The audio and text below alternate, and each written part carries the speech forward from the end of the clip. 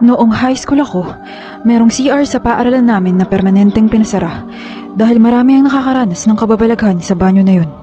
Kababalaghan na hinding-hindi namin makakalimutan hanggang sa aming pagtanda. Ang unang nakakatakot na pangyayari na aking ikukwento ay nung nag-CR kami doon ng best friend kong si Yas pagkatapos naming kumain ng lunch. Uy Olive, samahan mo naman ako mag-CR, ihing-ihi na ako eh.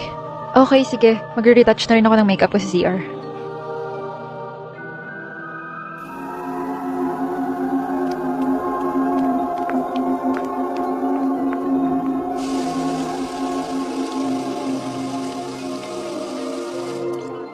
Uy, Olive, matatagalan pala ako dito ah. Jebs din kasi ako eh. Okay lang.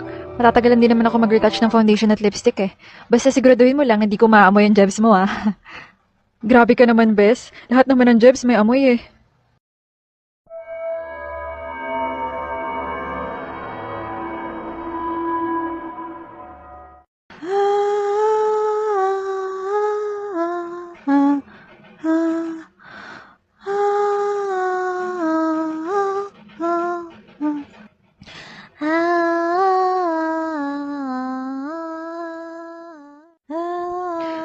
Hoy, Yas, ikaw ba yung kumakanta, ha?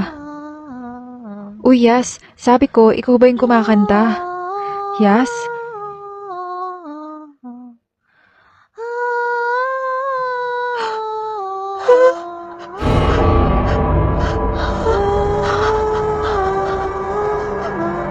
Yas?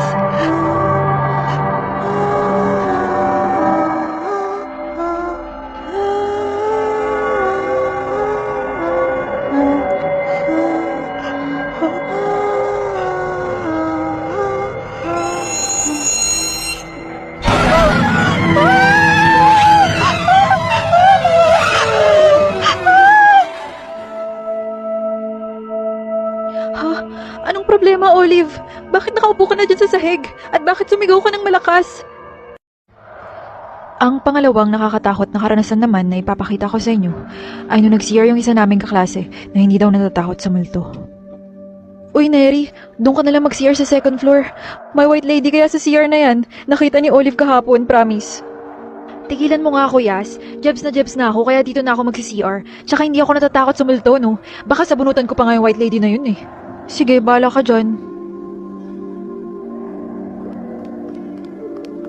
Ay, ano ba yan? Hindi naka-flash.